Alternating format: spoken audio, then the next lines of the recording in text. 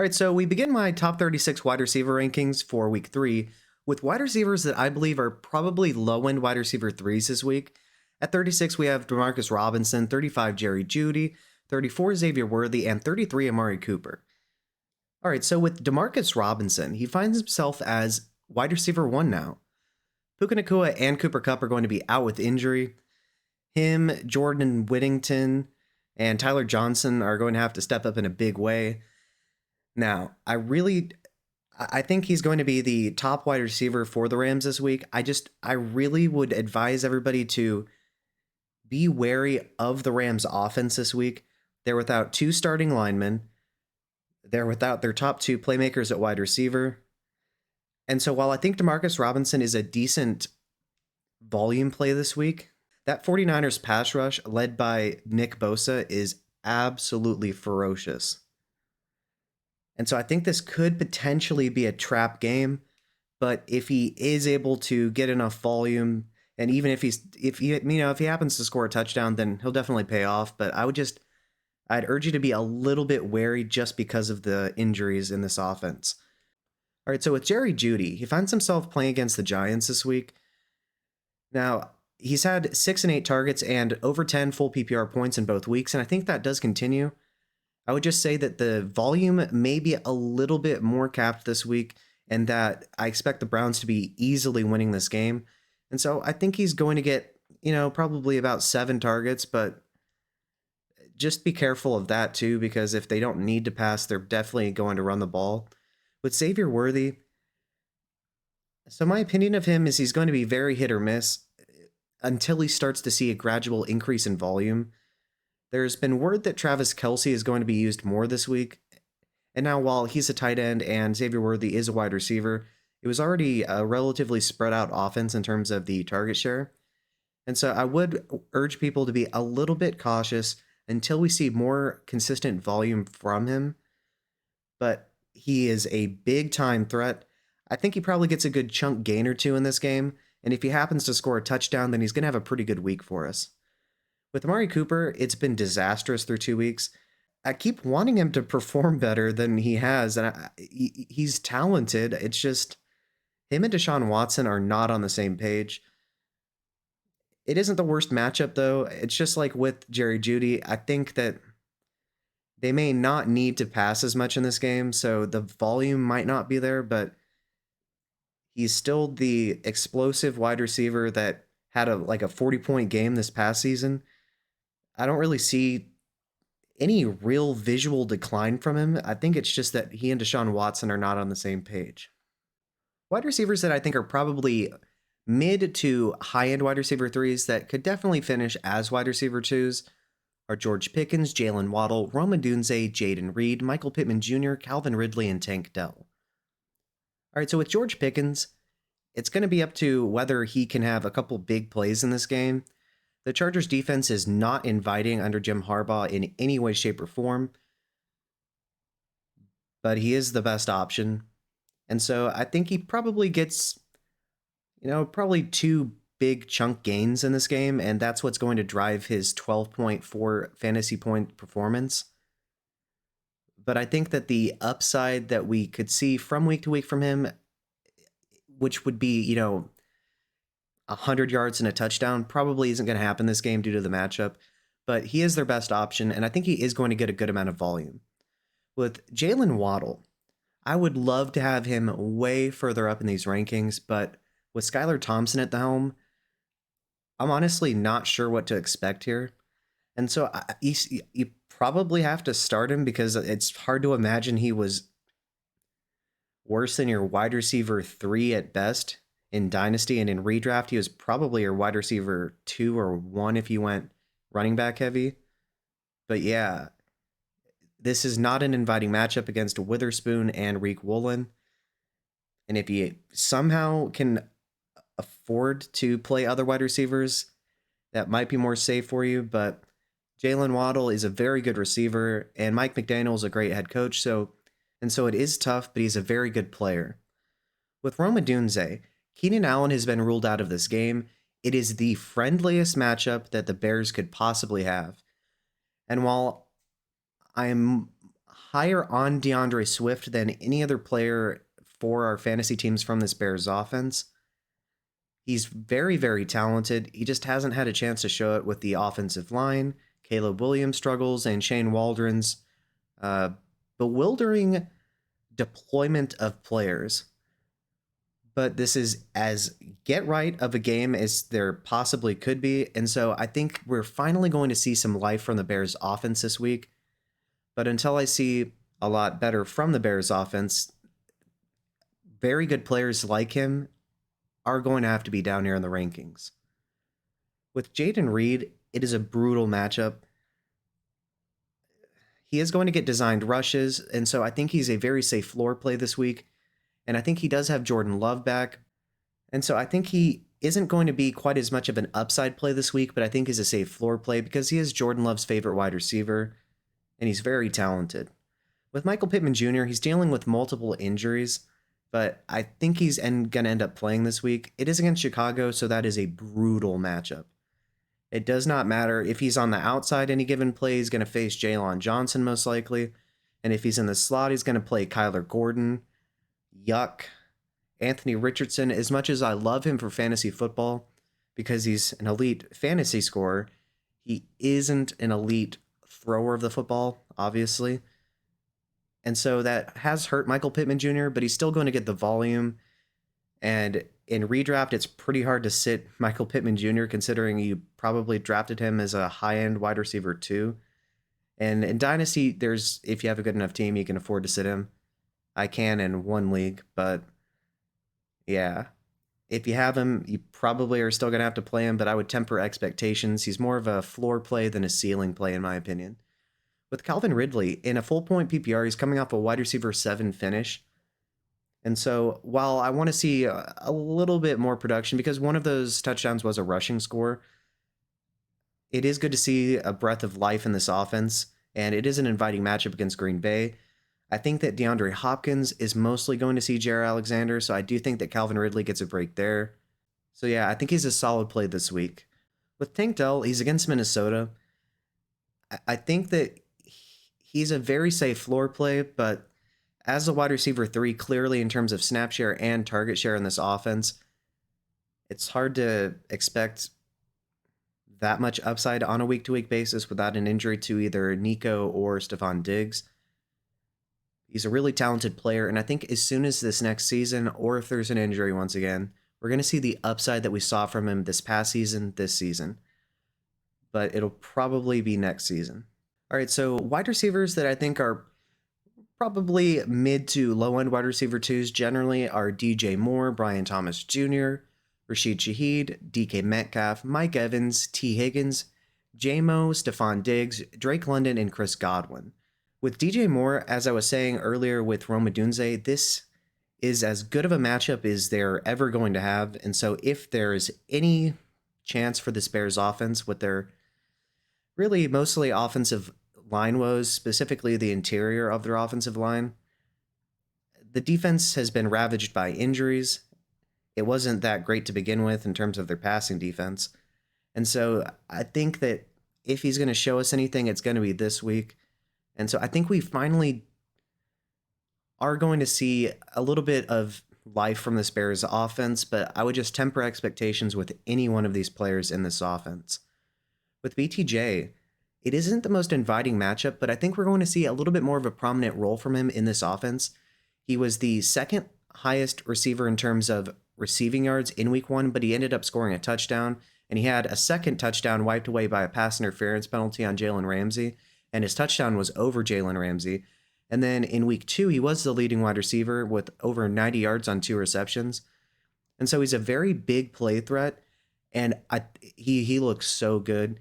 I think he's finally going to get, once again, a little bit more volume, and as he earns more volume in this offense, I think he's going to give us a ton of weekly upside. But I would just be reasonable here until we start seeing, 6 to 8 targets on a weekly basis with him. With Rashid Shaheed, he's been probably, the most efficient wide receiver on a per-target basis this season. And it's an inviting matchup against Philadelphia. And so it's hard really to have him much lower than this in our rankings, even though you would think that with the lack of immense volume, it would be very hard to be that efficient. Until he stops doing it, I think we got to treat him as a must-start wide receiver. With DK Metcalf against Miami, he is going to be facing Jalen Ramsey. That is not inviting in any way, shape, or form. But neither was his matchup with Christian Gonzalez this past week. So there's definitely a chance that he gets a touchdown. I don't project that from him, but I think he's going to get a good amount of volume. It's just this week, the upside is probably not going to be there unless there's a busted coverage. With Mike Evans against Denver, I really don't like this matchup against Pat Surtain. Yikes. But he's going to get volume. He's their number one wide receiver.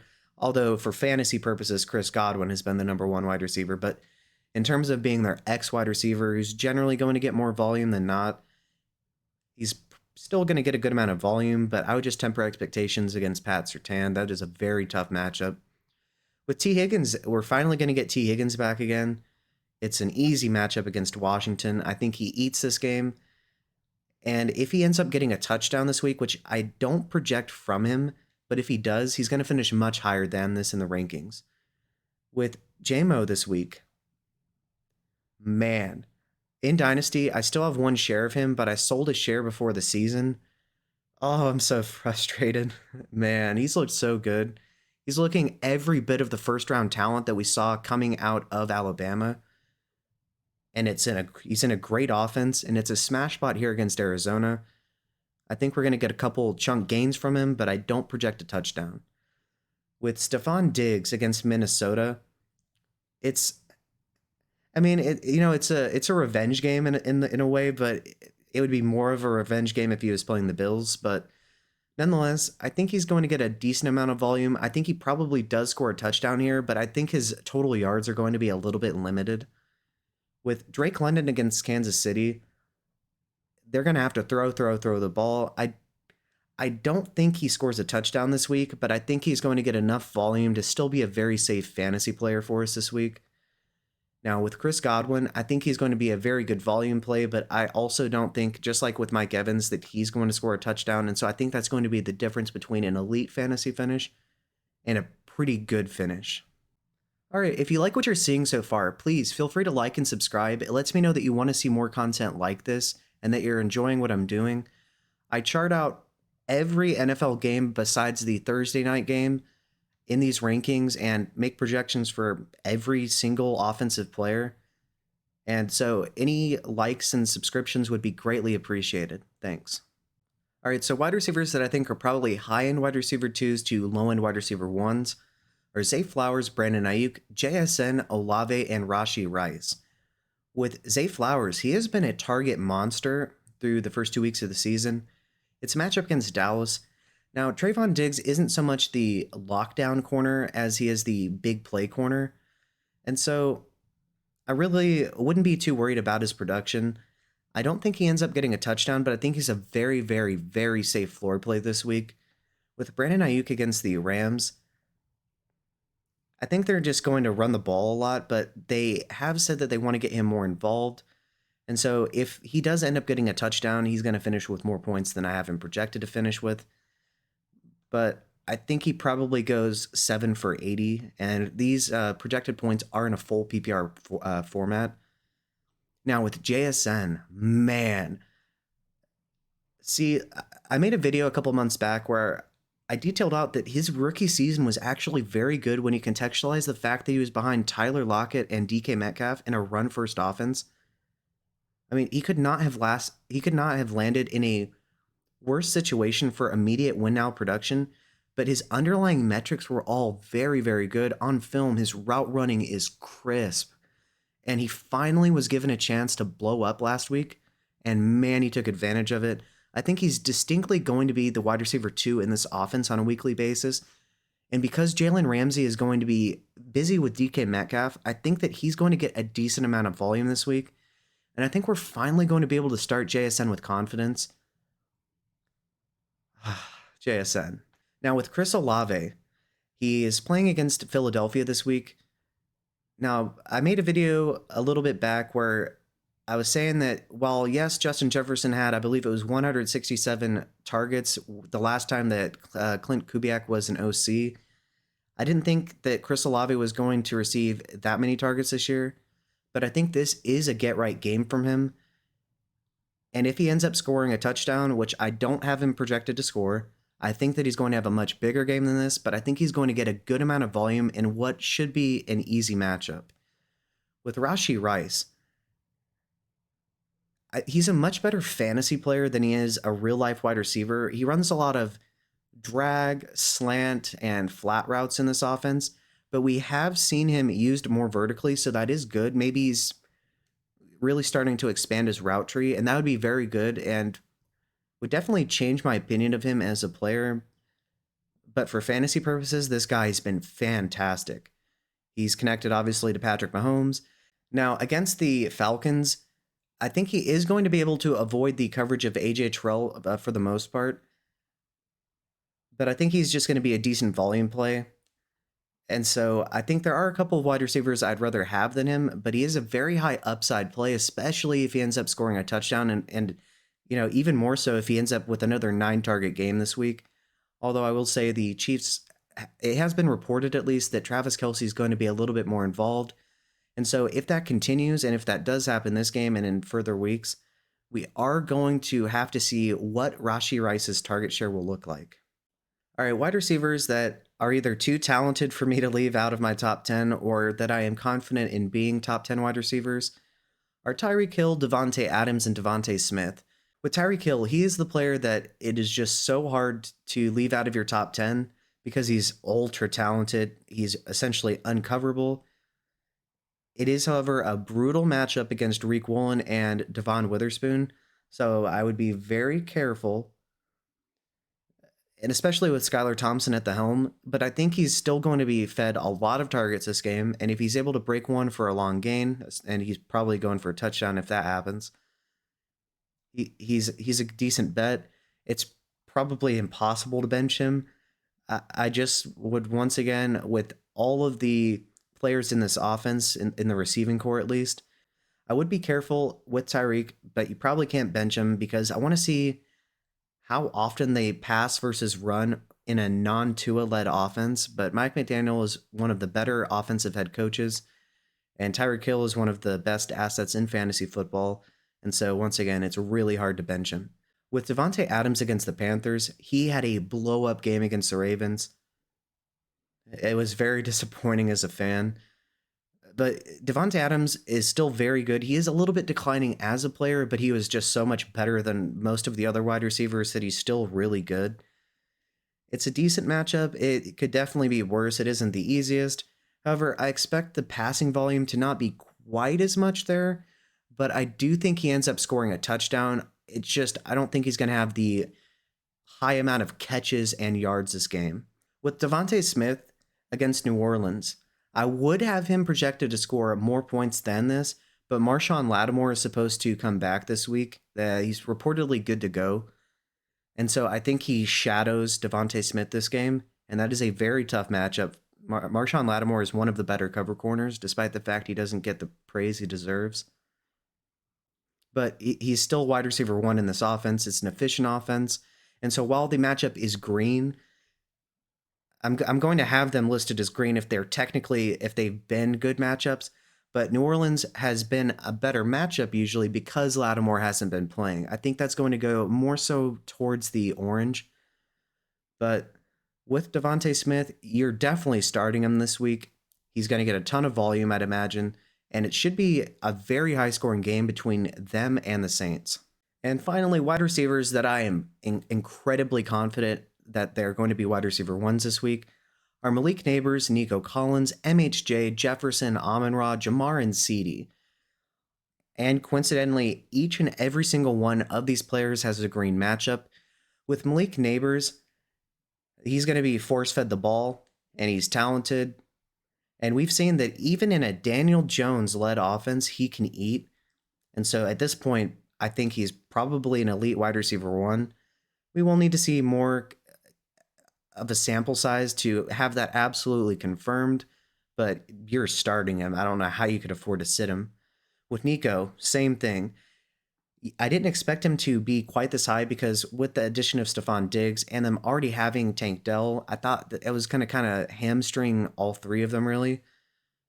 It's really just hamstrung Tank Dell and somewhat Stephon Diggs. But Nico has been the clear wide receiver one in this offense. They paid him to be one. And so, yeah, he's going to eat. With MHJ, he is going to absolutely crush Detroit, in my opinion. I think he gets a touchdown in this game, and he's a must start. With Justin Jefferson, he plays against Stingley this week. Stingley's very good. He is no match for Justin Jefferson. Amon-Ra St. Brown, no one in Arizona can remotely cover him. They're going to score a lot of points. I think he scores. With Jamar Chase, I think he absolutely smashes against Washington. I think he also scores. With CeeDee Lamb, as unfortunate as it is to say, I think he's going to eat. He's a must start, as are every single one of these wide receivers. I really don't need to tell you anything about these wide receivers. If you can afford to sit any one of them, your team is absolutely loaded. All right, so wide receivers that I think are probably low-end wide receiver threes this week are Demarcus Robinson, Jerry Jeudy, Xavier Worthy, and Amari Cooper. Wide receivers that I think are probably mid to high-end wide receiver threes that I could see being wide receiver twos are George Pickens, Jalen Waddle, Rome Odunze, Jaden Reed, Michael Pittman Jr., Calvin Ridley, and Tank Dell. Wide receivers that I think are probably mid to low-end wide receiver twos this week are DJ Moore, BTJ, Rashid Shaheed, Metcalf, Evans, T. Higgins, J-Mo, Stephon Diggs, Drake London, and Chris Godwin. Wide receivers that I think are probably high-end wide receiver twos to low-end wide receiver ones are Zay Flowers, Brandon Ayuk, JSN, Chris Olave, and Rashee Rice. Wide receivers that I think are probably low-end wide receiver ones or are too talented for me to drop out of my top 10 are Tyreek Hill, Devontae Adams, and Devontae Smith. Wide receivers that I think are stud wide receiver ones that I don't think you could possibly afford to bench are Malik Neighbors, Nico Collins, Marvin Harrison Jr., Justin Jefferson, Amon-Ra St. Brown, Jamar Chase, and CeeDee Lamb. All right, so who do I have too high? Who do I have too low? Who from this selection of 36 wide receivers am I missing that should be included? Please let me know below in the comment section and let me know why. With that being said, make sure you check out my tight end rankings, my running back rankings, and quarterback rankings. Make sure to check your lineup so that you don't have any inactive players in your lineups. And I wish everyone a great fantasy week. I hope we all win our matchups. With that being said, if you like what you've seen so far, please like and subscribe. It lets me know that you want to see more content like this in the future. Thank you and have a good day.